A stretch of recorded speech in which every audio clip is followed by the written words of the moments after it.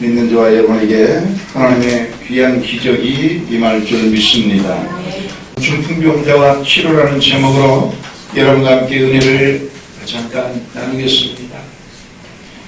중풍병자 얼마나 고통스럽습니까?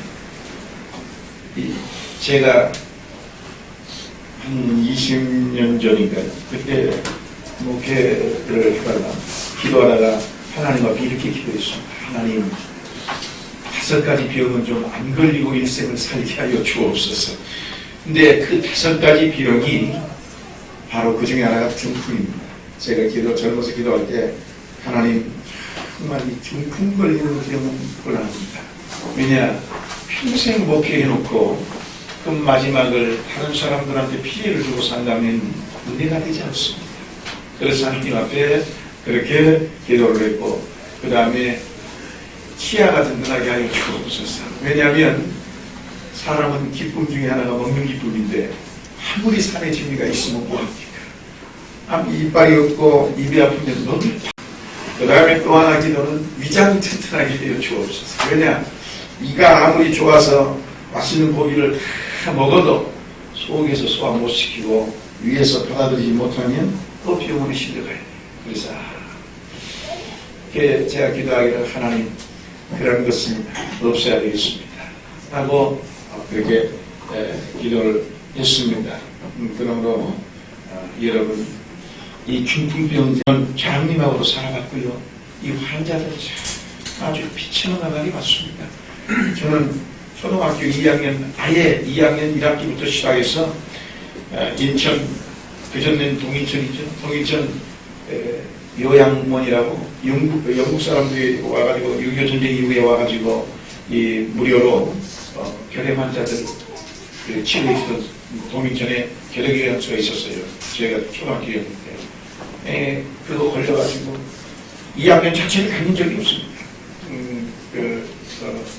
3학년 자체를.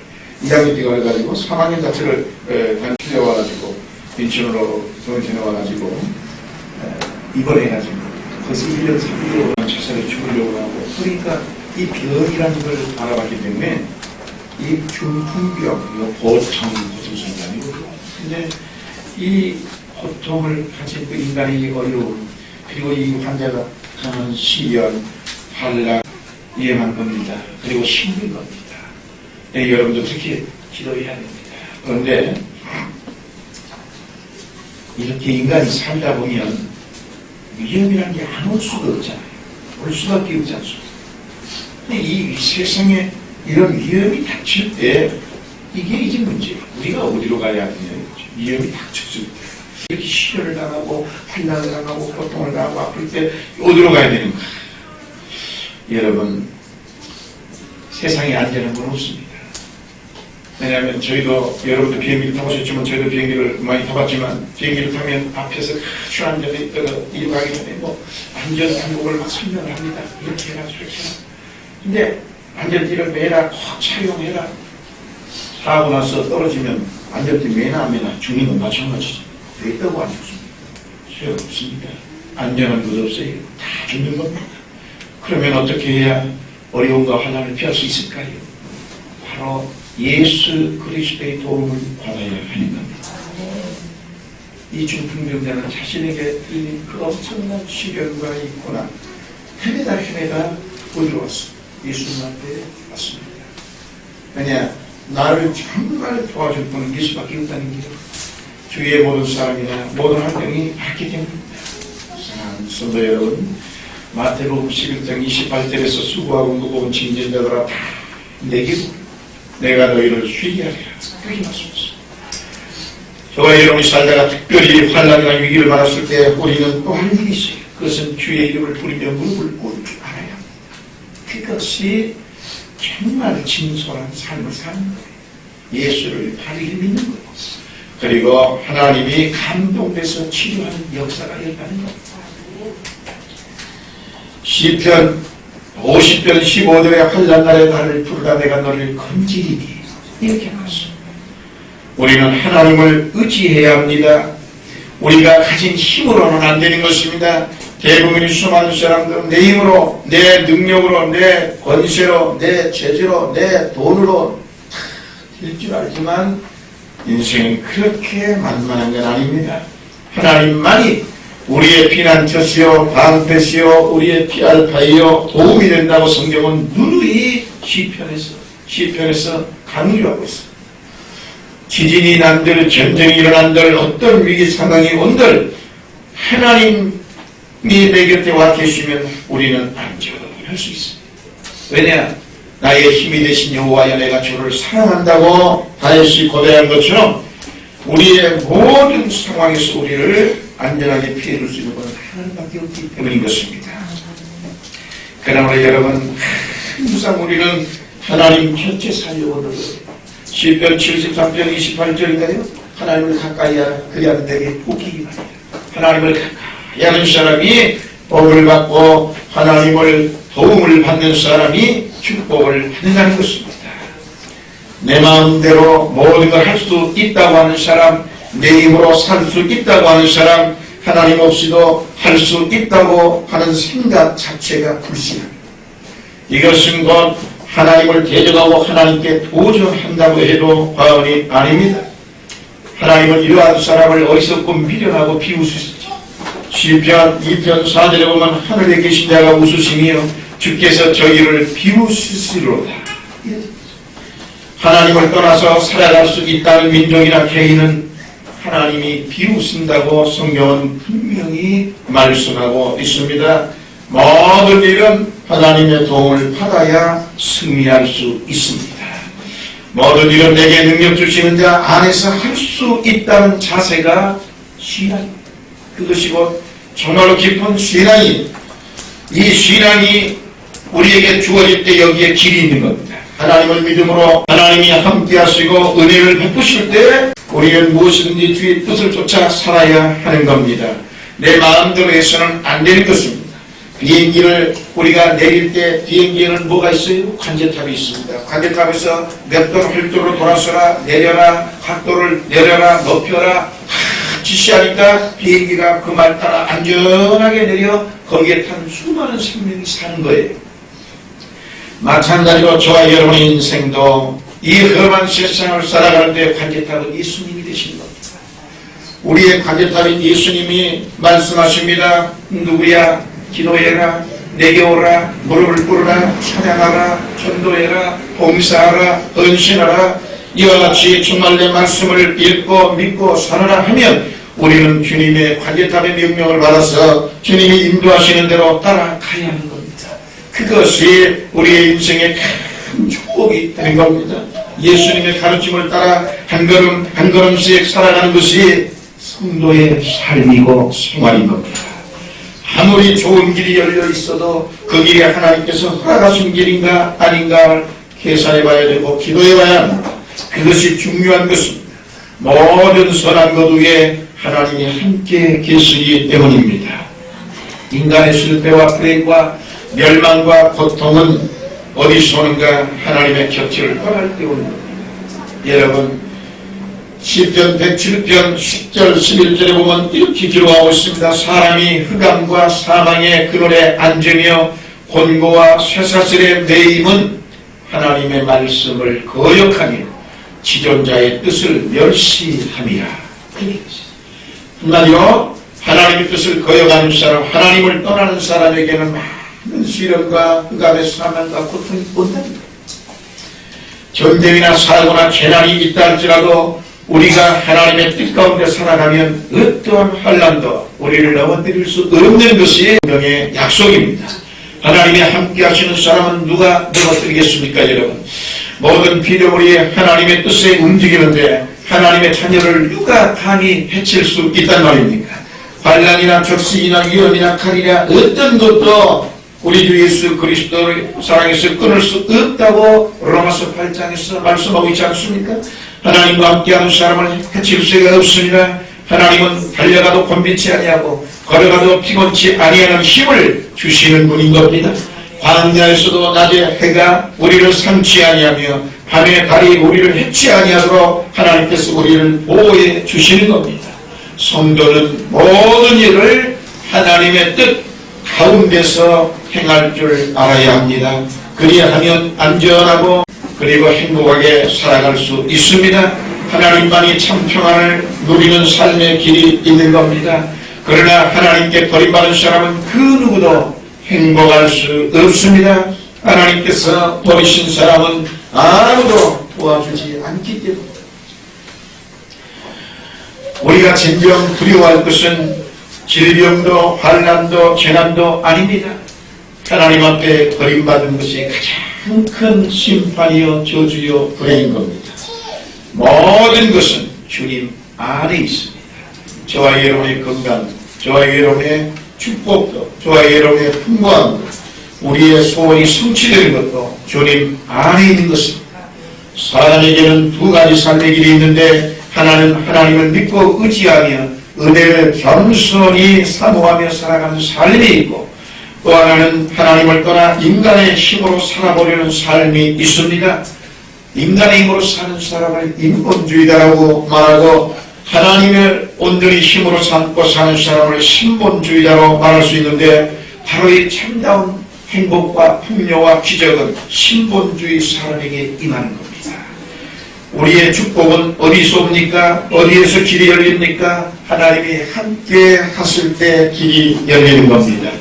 배에는 선장이 있어서 그 험한 파도를 거치고 안전하게 항구로 그 배를 움직이고 갈 수 있습니다. 그 창공을 나르면서 안전하게 다 갈 수 있습니다. 마찬가지로 저와 여러분의 살아 움직이는 모든 생명의 삶과 절기의 변화가 전능하신 하나님이 움직이신 또 돌보신다는 사실을 믿으시기를 주의 이름으로 축원합니다. 이 세상을 살아갈 때 하나님만이 절대적으로 믿고 의지할 수 있는 분입니다. 여러분, 성경에 보니까 사울과 다윗이 나오는데 우리가 한번 비교해 볼 필요가 있습니다. 사울과 다윗은 두 분이 똑같이 이스라엘 나라의 대통령입니다. 쉽게 말하면 왕이었다. 그런데 성경에 보니까 그 두 사람 중에 삶의 미래는 너무 달랐습니다. 처음은 왕으로 출발했어요. 처음은 둘 다 예수 믿었습니다. 처음은 다 하나님 사랑받았어요. 그래서 다 왕으로 세움받았습니다. 그러나 나중에 결과는 비참하게 달라졌습니다.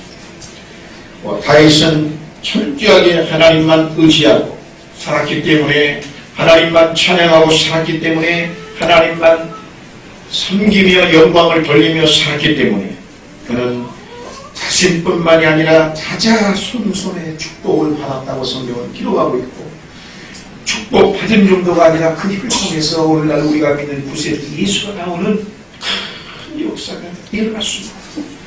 그런데 사울은 똑같이 출발했는데 중간에서 자신의 탐욕과 교만과 욕심이 들어가 하나님 중심이 아니라 자기 중심으로 왕이 돼가지고 교만해서 모든 이웃나라를 침략해가지고 그 아사왕을 잡았을 때 거기에 모든 걸 하나님은 죽이고라고 그러는데 자기의 탐욕과 욕심으로 그걸 다 가지고 왔습니다. 사무엘 선지자가 묻습니다. 어찌하여 하나님 명령이 그렇게 죽이기가 너무 아깝지 않느냐? 얼마나 좋으니 이 모든 걸 가지고 내가 내 욕심으로 옮긴 게 아니라 하나님께 제사를 드릴 제물로 바치려고 가져왔다고 아주 교묘하게 하나님을 핑계삼아 그렇게 변명을 했습니다. 그때 하나님은 사무엘에게 말했습니다. 사무엘아, 사울이 나를 버렸으므로 나도 사울을 버린다. 그가 너무 교만했다. 내 말을 순종치 아니하는 그를 나는 버린다고 하여 하나님을 의지하지 아니하고 자기의 입만으로 살아가려고 했던 이 사울은 실패했습니다. 그리고 그의 자녀가 전쟁터에 나가서 그 잘났다고 포있다고 자랑하던 머리카락이 나무에 걸려서 매달려서 그대로 죽었어요. 참 비참하게 죽었습니다.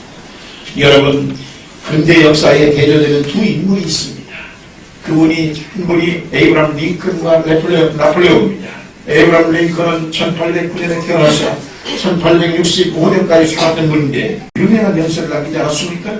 그 연설이 불과 2, 3분밖에 되지 않은 짧은 연설인데 그 연설이 전 민주주의를 새롭게 만들었습니다. 여러분, 그는 그 연설의 중심이 분명했습니다.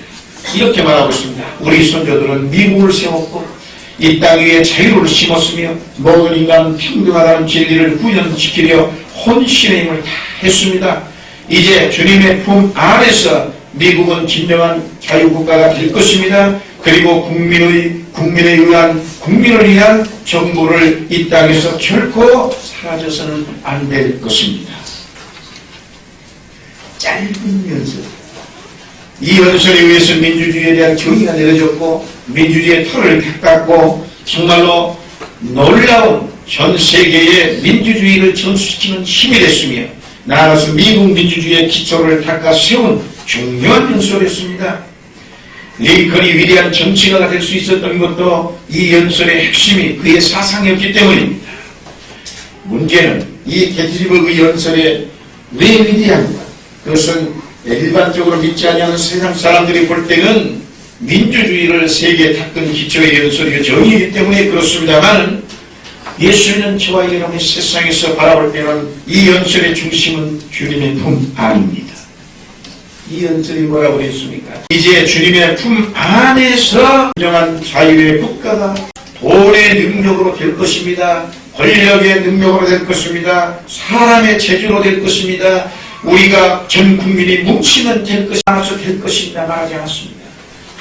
아무것도 없어도 하나님 품 안에서 미국은 전 세계 가장 위대한 자유민주국가를 만들 것이라. 그렇게 주님의 안이 모든 것이 있는 것입니다. 예수 안에서 미국은 진정한 자유국가가 내림이 아니라 예수 안에서 주님의 도심으로 살 수 있는 것이고 할 수 있는 것입니다. 지도자는 방향을 잘 잡아야 하는 것입니다. 그 중심에 예수 그리스도를 귀히 여기는 마음이 자리 잡았을 때 이런 지도자가 국가의 머리가 되면 국가가 평안하고 국가가 발전하고 그리고 국가는 안전할 수 있습니다.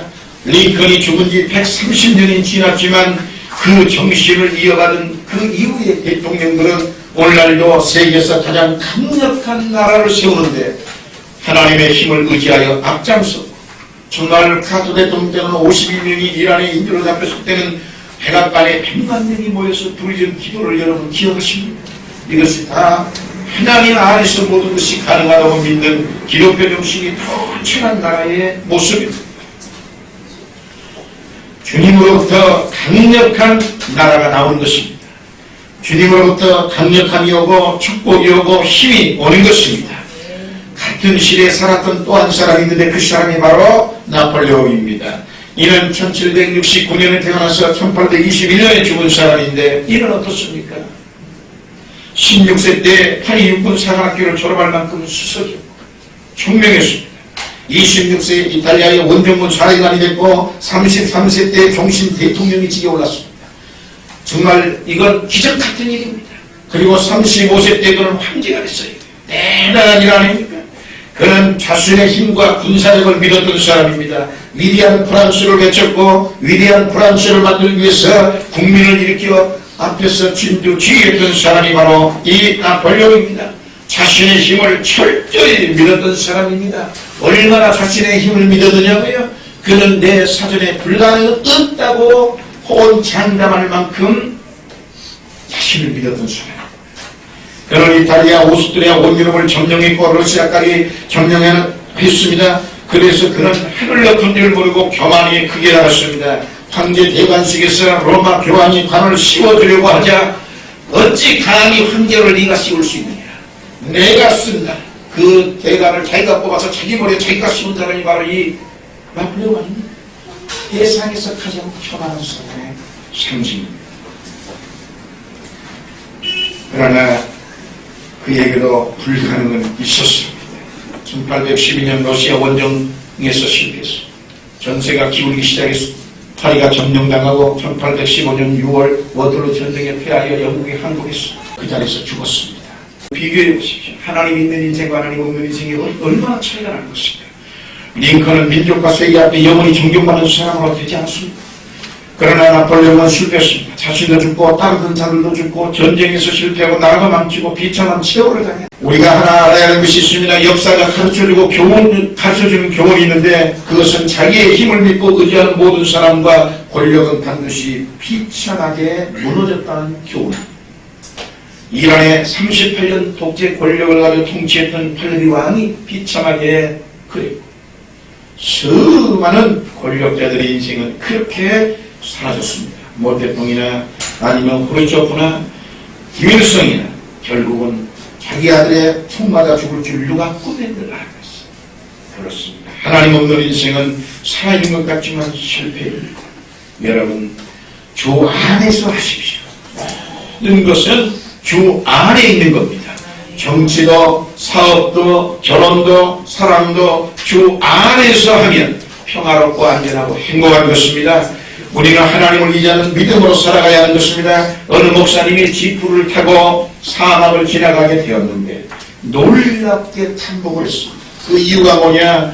사막에 딱 들었으니까 운전수가 탁 내리지만 아니 느닷없이 밖구리 바람을 다 빼들는 겁니다. 아니 왜 밖구를 빼? 바람을 빼? 그러니까 그냥 목사님은 계시면 됩니다. 그리고는 바람을 쑥 빼더만 그리고는 탁 올라타가지고는 차를 못 내 차가 타고 있는 거예요. 이 기가 막힌 일이에요. 여러분 아스팔트에서는 차에 바람 빠지면 못 갑니다. 그런데 사막에 모래바위에서는 바람을 빼야 이것이 간다는 거예요. 그걸 보고 탐복을 했다는 거예요. 하나님의 지혜라는 것이구나. 참으로 놀라운 역사가 일어났습니다. 그래서 무사히 모래 언덕을 지날 수 있었다는데 교훈 아닙니까? 저와 여러분 사는 이 세상은 어떤 세상입니까? 광야 같은 사막, 모래사막에 똑같은 책이에요. 이 사막 광야의 인생을 살아가려면 바람을 빼야만 지나간다는 얘기입니다. 오늘날 너무나도 우리의 인생에는 정욕도, 음란도, 탐욕도, 교만의 바람이 얼마나 들어있는지 이 험한 세상을 통과할 방법이 없습니다. 여러분 이 세상에서 평화롭고 행복하고 즐겁고 귀한 인생을 살려면 바람을 빼십시오.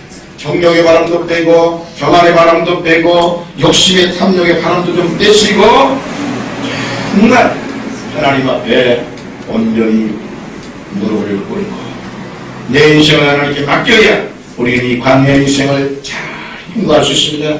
바람이 빠지면요 찬송을 하다가 찬송이 우렁차고 즐겁죠. 기쁩니다. 그냥 바람이 꽉 들어찼으니까 근심 걱정이니까 찬양을 하자고 해도 이게 즐거움이 없어. 마지못에 따라 하면서 그냥 막 머릿속에 근심 걱정으로 꽉 들어차가지고 시장바닥 헤매고 있고 그냥 계약서를 어찌 될 것인가 하고 집안에 그냥 뭐가 어찌 되고 집안에 지금 게스트가 건강건강 바람 좀 빼버리면 되는 거예요. 바람 빠지면 찬송도 즐거워 기도 잘 나와 그리고 전도도 잘 돼 교회도 잘 오게 되는 겁니다. 이 교회를 잘 올 수 있는 게 전부 다 바람이 좀 빠져야 되는 겁니다. 여러분 바람을 빠져야 설교를 들어도 아멘이 잘 나오고 바람이 빠져야 언행 심사가 부들부들해지는 겁니다. 우리는 너무 바람이 꽉 차 있는 게 문제입니다. 세상적인 것이 가득 차서 차다못해 굳어지고 딱딱해졌습니다. 예수님은 마태복음 5장 3절에서 말씀했습니다. 심령이 가난한 자는 천국이 저인 것입니다. 심령이 가난하다 이 말은 바람 좀 빼서 천국이 마음의 심령을 좀 비워라 이 말입니다. 비우면 다 그와 같이 된다는 것입니다. 오늘 여러분 모든 바람과 힘을 빼고 하나님을 믿는 믿음으로 살아가시기를 주의 이름으로 축원합니다. 우리가 잘 살고 못 사는 것은 하나님께 있는 것이지 내 노력의 힘이 아닌 것입니다. 힘쓰고 애써도 내 마음대로 안 되는 것입니다. 그래서 울어도 못하고 힘써도 못하고 정말 안 되는데 믿음은 하겠네. 343장에서 사람들이 그렇게 말하고 있지 않습니까? 우리 가정이 민족이 여기까지 온 것은 전적으로 하나님의 은혜임을 깨달아야 하는 것입니다. 여러분 우리는 그리스도에게로 가야 합니다. 건강할 때도 그리스도에게로 가고 잘될 때도 그리스도에게 오세요. 병들었을 때도 그리스도로 오고 부유할 때도 가난할 때도 안 될 때도 막힐 때도 그리스도에게 오십시오. 우리는 예수 그리스도에 가는 길이 가장 좋은 길이고 이 중풍병자가 어디로 갔느냐? 예수 앞에 온 거예요. 이걸 보고 우리는 그 진리를 배우고 교훈을 얻는 것입니다. 이 세상 물질과 권력으로 환란으로는 이 권력으로는 환란을 이길 수가 없습니다. 인생의 강약길은 걸어가는 우리에게는 새 힘을 주시고 보호할 수 있는 분은 본문에 나온 이 중풍병자는 온전히 주님께 오는 길이 최선의 길이었습니다. 그가 온 세상 하도락지만 방법이 없습니다. 병든 사람은 그리스도로 오면 치료받는 것입니다. 자식에게 좋은 학교 재산을 물려주는 것이 좋은 부모가 아닙니다. 그 자녀에게 하나님께로 인도하여 믿음을 물려줘야 주님께 인도하는 지도자, 부모, 선생, 친구를 만나는 사람이 가장 축복받은 사람입니다. 병원에 입원해 보신 경험이 있으시지요? 가면을 링겔로 주사를 딱 꽂습니다. 애기 수분이 수분과 영양이 우리 방울에 뚝뚝 몸 안에 들어오면요 지친 몸에 힘을 팍팍 주고 살려냅니다. 마찬가지로 교회도 똑같습니다. 병원과 같은데 지치고 힘들고 병들었습니까? 교회로 오십시오. 그리고 설교를 들으세요. 하나님 말씀을 들으면 그 말씀이 마치 링거에서 떨어지는 수분과 같아서 또 떨어지는 지친 그 수분을 먹어서 살아나듯이 하나님의 말씀을 한 말씀 여러분이 먹다 보면 하나님의 은혜와 능력의 역사가 여러분의 심령 속에 임하여서 우리를 치료하기 시작하고 고치기 시작하고 우리를 축복으로 시작하는 것입니다. 그러므로 하나님의 말씀이 새 생명을 주시고 우리를 회복시키는 것입니다. 임종할 때 믿어도 구원을 받고 거지가 믿어도 구원을 받는 것입니다. 누구든지 예수께 오면 힘이 되주시고 우리의 구주가 되주시는 분이 바로 예수님입니다. 예수를 믿되 적극적으로 믿으십시오. 적당히 믿지 말고 오늘 이 중풍병자를 보세요. 정말로 예수님 앞에 천출만고 그때 왔는데 오면 바로 그냥 만나진 게 아니야. 사람이 얼마나 많았습니까? 인산이는 이거 들어갈 길이 없네. 이때 믿음이 그 적극적이 아니었으면 다음에 오지 뭐. 오늘 뭐부터 한 오면 되는 거지. 그리고 어떻게 들어가냐? 저렇게 사람이 꽉 들었는데 도저히 혼자 몸을 들어가는 것도 아니고 4명의 친구에 들 것에 들어가지고 지금 들어가야 되는데 어떻게 들어갑니까? 그러니까 충분히 포기하고 돌아갈 수도 있는데 이들은 그렇지 않습니다. 적극적이었습니다. 절대 예수를 받아야 그래 방법이 안 되니까 지붕을 뜯어버리지 않습니다. 남의 집을 올라가서 지붕을 뜯고 기와를 다 제끼고 벗기고 나서 중풍병자를 다 내렸습니다. 결코 포기하지 않았습니다. 얼마나 귀한 믿음입니까? 하나님은 저와 여러분이 이런 믿음의 사람 되기를 원하고 있습니다. 적극적이어야 합니다. 상식적으로 예수를 믿으면 안 됩니다. 대부분 사람들이 예수를 상식적으로 믿으려고 하는데 이 중풍병자가 지금 상식적으로 볼 때는 얼마나 무리한 사람입니까? 남의 집을 때려부시다니 이 말이나 되는 겁니까? 그러나 하나님은 상식적인 신앙인을 찾는 것이 아니라 적극적으로 남의 집안 집값을 물어주더라도 주님을 내가 만나겠다는 믿음의 적극적인 사람을 찾는 것입니다. 이 정도의 믿음이 필요하고 저와 여러분의 인생의 축복을 받으려면 이 정도의 믿음이 있어야 됩니다. 누구든지 예수를 믿을 수는 있지만 축복과 기적은 자기의 물을 적극적으로 뛰어넘는 사람에게 임하는 것입니다. 예수님은 중풍병자를 고쳐주셨습니다. 뭐라고 고쳤습니까? 먼저 내 죄사함을 받았느니라 그렇게 말씀하고 난 뒤에 소자야 내 침상을 일어나 내 침상을 들고 집으로 가라 그렇게 말씀했습니다. 오늘 여기서 우리는 아주 좋은 진리를 배우는 건데 치료받기 이전에 예수 앞에 오면 죄사함을 받는다는 겁니다. 예수님은 언제나 주님 앞에 오면 먼저 죄를 사해 주십니다. 얼마나 좋습니까? 죄사함을 받으면 여러분 다른 것이 다 잘 되는 겁니다. 그러나 죄가 있는 그대로 오늘 여러분 건강하라고 해서 비빔이 오지 않습니다. 여러분이 죄가 그대로 깎대로 참된 상태에서 부자가 돼도 만족이 오지 않는 것입니다. 반드시 죄사함을 받고 난 뒤에 우리에게 그와 같은 것이 올 때 기쁨이 넘치는 겁니다. 예수님은 언제나 죄사함의 가정을 거치고 난 후에야 다른 은혜의 축복을 주었다는 걸 오늘 우리는 말씀에서 볼 수 있습니다. 죄사함을 받아야 좋은 옷 입은 것, 좋은 집 사는 것 기쁘고 가정이 화목되고 참 자유를 얻을 수 있습니다. 죄사함을 받아야 지나가다가 남이 물 한 그릇만 떠줘도 큰 감사가 넘치는 겁니다. 죄사함을 받으면 참 자유함을 얻을 수 있습니다. 주님은 보혈의 피로 주님 앞에 오시는 모든 저와 여러분에게 먼저 죄를 사해 주시고 그 후에 하나님의 한없는 은총을 이슬비나 소낙비처럼 저와 여러분에게 내려주실 줄 믿습니다.